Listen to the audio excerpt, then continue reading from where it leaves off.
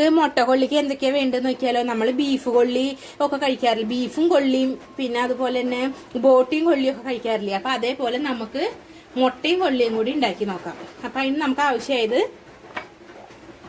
ഉള്ള കൊള്ളി ഞാൻ കഴുകി വൃത്തിയാക്കി വെച്ചിട്ടുണ്ട്.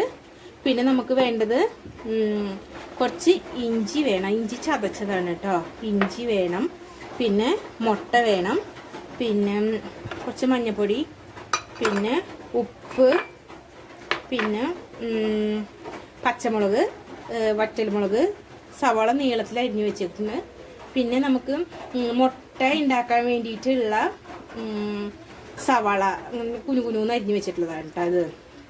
അപ്പം നമുക്ക് ആദ്യം തന്നെ കൊള്ളി കഴുകിയിട്ട് വേവിക്കാൻ വെക്കാം കുക്കറിൽ കേട്ടോ. ഞാൻ കുക്കറിൽ വെള്ളം ഒഴിച്ചിട്ട് അടുപ്പത്ത് വെച്ചിട്ടുണ്ട്. ഞാൻ വെള്ളം തിളച്ചതിന് ശേഷമാണ് കേട്ടോ കൊള്ളി ഇടാറുള്ളൂ. അതല്ലാന്നുണ്ടെങ്കിൽ അതിനൊരു വെള്ളത്തിൽ കിടന്ന് കുറെ നേരം അതിൽ കിടന്ന് ചൂടായി തിളച്ചൊക്കെ വരുമ്പോഴേക്കും ഒരു വാട്ടർ ടേസ്റ്റ് പോലെ എനിക്ക് തോന്നാറുണ്ട്. ഇനിയിപ്പോ എല്ലാവർക്കും അങ്ങനെ തോന്നാറുണ്ടോന്ന് അറിയില്ല. പക്ഷെ നമ്മൾ വെള്ളം തിളച്ചതിന് ശേഷം കൊള്ളി ഇട്ടിട്ട് വേവിക്കുന്നതിന് ഒരു പ്രത്യേക ടേസ്റ്റ് ഉണ്ട് കേട്ടോ. അപ്പൊ വെള്ളം തിളയ്ക്കുമ്പോ അപ്പൊ ഞാൻ അതിൽ കറിവേപ്പിന്റെ ഇലയും കൂടി ഇട്ടിട്ടാണ് തിളപ്പിക്കാറ് വെള്ളം. പക്ഷെ പുറത്ത് നല്ല മഴ പെയ്യാണ്, മുറ്റത്തേക്ക് ഇറങ്ങിക്കഴിഞ്ഞ് ഞാൻ ആകെ നനയും. എങ്ങാനും നനഞ്ഞു വല്ല പനിയും വന്ന കൊറോണയെന്ന് പറഞ്ഞ് കൊണ്ടുപോയാലൊന്ന് പേടിച്ചിട്ട് ഞാൻ മുറ്റത്തേക്ക് ഇറങ്ങിയിട്ടില്ല. അപ്പൊ ഞാൻ ഇപ്പൊ കറിവേപ്പിന്റെ ഇല ഇടാൻ പോയിട്ടില്ല. വെള്ളം തിളയ്ക്കാൻ വെച്ചിട്ടുണ്ട്, തിളക്കട്ടെ കേട്ടോ. എന്നിട്ട് ഞാൻ തിളച്ചതിന് ശേഷം കൊള്ളിയിടാം നമുക്ക്.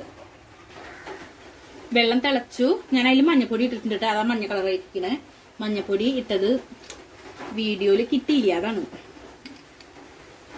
പിന്നെ കൊള്ളിക്ക് ആവശ്യമുള്ള ഉപ്പ്,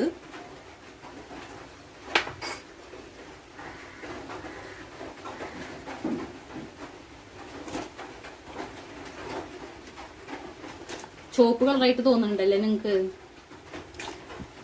പക്ഷെ മഞ്ഞ കളറാണ് കേട്ടോ. പുറത്തെ മഴ കാരണം കൊണ്ട് ലൈറ്റും ഇല്ല, കറണ്ട് പോയിക്ക. അപ്പോൾ അത് കാരണം കൊണ്ടാ തോന്നുന്നത് അങ്ങനെ ചുവപ്പ് കളറായിട്ട് തോന്നുന്നത്. ഇനി നമുക്കത് അടച്ച് വെച്ചിട്ട് വേവിക്കാം. ഒരു 3 വിസിലൊക്കെ മതിയാവും കേട്ടോ. അപ്പൊ അത് വിസിൽ വരട്ടെ. നമുക്ക് ആ നേരം കൊണ്ട് നമ്മുടെ മുട്ട പൊട്ടിച്ചിട്ട് ഓംപ്ലേറ്റിന് ആവശ്യമായ കൊത്തിപ്പൊരിയോ, ഓംപ്ലേറ്റ് അല്ല, മുട്ടയ്ക്ക് ആവശ്യമായ സംഭവങ്ങൾ ശരിയാക്കാം. മഞ്ഞപ്പൊടി ഇട്ടിട്ടുണ്ട്. മുട്ടയ്ക്ക് ആവശ്യമായിട്ടുള്ള ഉപ്പ് ഇട്ടോളൂ, കുറച്ച് ഉപ്പിട്ടാൽ മതി. പിന്നെ പച്ചമുളക് അരിഞ്ഞ് ചേർക്കണം. പച്ചമുളക് ഞാനിവിടെ ഒരു 6 പച്ചമുളക് എടുത്തിട്ടുണ്ട് കേട്ടോ. നിങ്ങൾക്ക് വെളിച്ചത്തിന്റെ പ്രോബ്ലംസ് ഉണ്ടല്ലേ, സോറി കേട്ടോ. ഇവിടെ കറണ്ട് ഇല്ല, അതാ പുറത്തും വെളിച്ചമില്ലല്ലോ, അതുകൊണ്ടാണ് ഞാൻ ഒരു 6 പച്ചമുളക് എടുത്തിട്ടുണ്ട്. കാരണം വേറെ നമ്മൾ മുളക് പൊടി ഇടുന്നില്ലല്ലോ, അപ്പൊ അത് കാരണം എരിവുള്ള പച്ചമുളക് എടുത്തേക്കണം കേട്ടോ.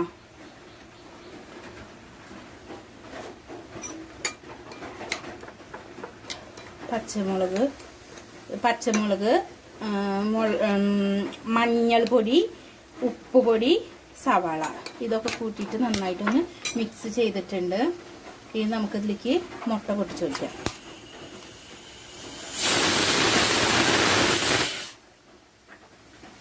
കൊള്ളിയുടെ വിസില വരുന്നേട്ടാ.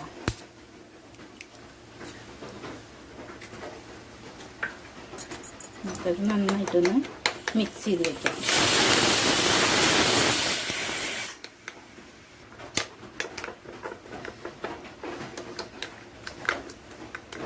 മുട്ടയുടെ കൂട്ട് റെഡി ആയിട്ടുണ്ട്, അതവിടെ ഇരിക്കട്ടെ. നമ്മുടെ കൊള്ളി വെന്ത് കഴിഞ്ഞതിന് ശേഷം നമുക്ക് ഇവന്റെ ആവശ്യമുള്ളൂ കേട്ടോ. കൊള്ളിയുടെ 3 വിസിൽ വന്ന് ഓഫാക്കി വെച്ചിട്ട് കുറച്ച് നേരം ആയിട്ടുണ്ടായിരുന്നു. നമുക്ക് വേവ് എങ്ങനെയുണ്ട്, നന്നായി വെന്തോ നമുക്ക് നോക്കാം.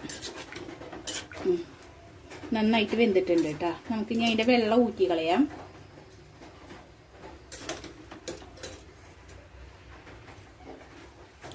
വെള്ളം ഊറ്റിക്കളഞ്ഞ് എടുത്തിട്ടുണ്ട്. നമുക്കിതൊന്ന് കയ്യിൽ വെച്ചിട്ട് ഒന്നിങ്ങനെ ഉടച്ചു കൊടുക്കാം കേട്ടോ. ഉടച്ചിട്ട് കാണിച്ചു തരാം. നന്നായിട്ട് ഉടച്ചെടുത്തിട്ടുണ്ട് നമ്മൾ കൊള്ളി. അതിന് ശേഷം ഇതൊക്കെ മാറ്റി വെക്കാം കേട്ടോ. എന്നിട്ട് നമുക്ക് ഒരു ചീനച്ചട്ടി അടുപ്പത്ത് കയറ്റി വെച്ചിട്ട് കത്തിക്കാം.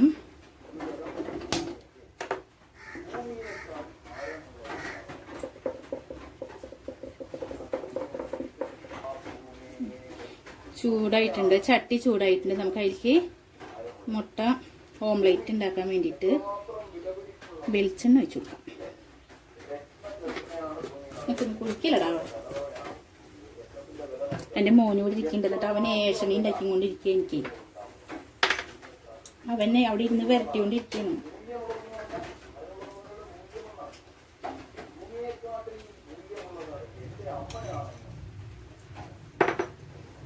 ഇന്ന് കറണ്ടില്ലാത്ത കാരണം ഇന്നലെ ക്ലാസ് കണ്ടിട്ടില്ല, ഇന്നും ക്ലാസ് കണ്ടിട്ടില്ല. സുഖമായിട്ടിരിക്കുക. നമുക്ക് അതിലേക്ക്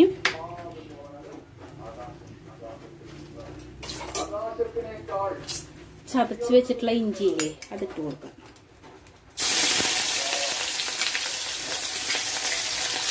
തീ കുറച്ച് വെച്ചിട്ടുണ്ട് കേട്ടോ.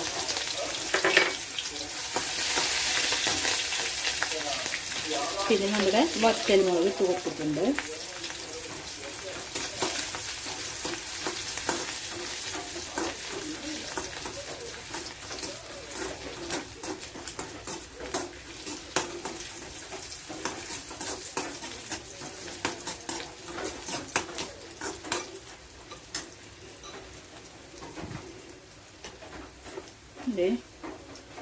മുട്ട ഓംലേറ്റിനുള്ളത് നമുക്ക് ഓംലേറ്റ് അല്ല കൊത്തിപ്പൊരി അതിനുള്ളത് അതിൽ ഒഴിച്ചു കൊടുക്കാം.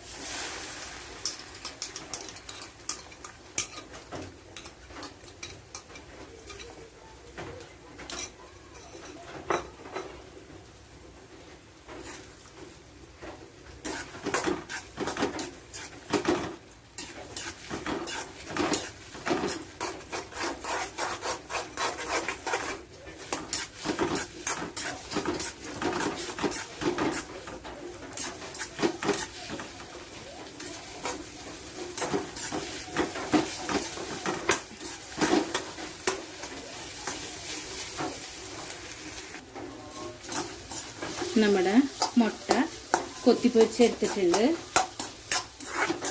ഇനി നമുക്ക് ഈ കൊള്ളി വേവിച്ച് വെച്ചത് ഇതിലേക്ക് കൊട്ടാട്ടോ.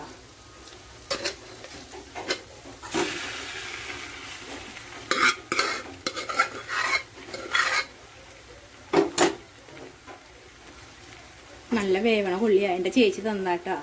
എൻ്റെ ചേച്ചിയുടെ വീട്ടിൽ പോയിട്ടുണ്ടായി. ചേച്ചി എന്ന് വെച്ചിട്ടുണ്ടെങ്കിൽ എൻ്റെ ചേട്ടൻ്റെ ചേച്ചി. അപ്പോൾ വീട്ടിൽ പോയിട്ടുണ്ടായിരുന്നു. അപ്പോൾ അവിടുന്ന് തന്ന കൊള്ളിയാണ്. നന്നായിട്ട് വേവണ കൊള്ളിയാണ്. നമുക്കിത് നന്നായിട്ടൊന്ന് മിക്സ് ചെയ്തെടുത്തിട്ട് കേട്ടോ. ഇത് നമ്മൾ നല്ലോണം മിക്സാക്കി എടുത്തിട്ടുണ്ട് കേട്ടോ.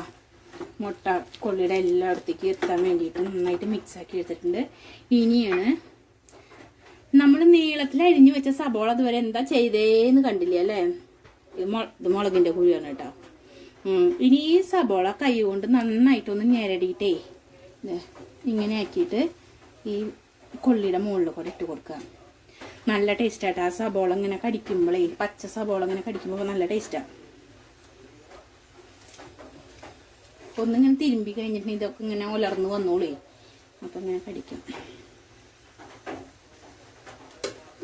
എന്നിട്ട് അത് നന്നായിട്ടൊന്ന് മിക്സാക്കി കൊടുക്കുക സബോളയും. ഇപ്പം നമ്മുടെ കൊള്ളി റെഡി ആയിട്ടുണ്ട്.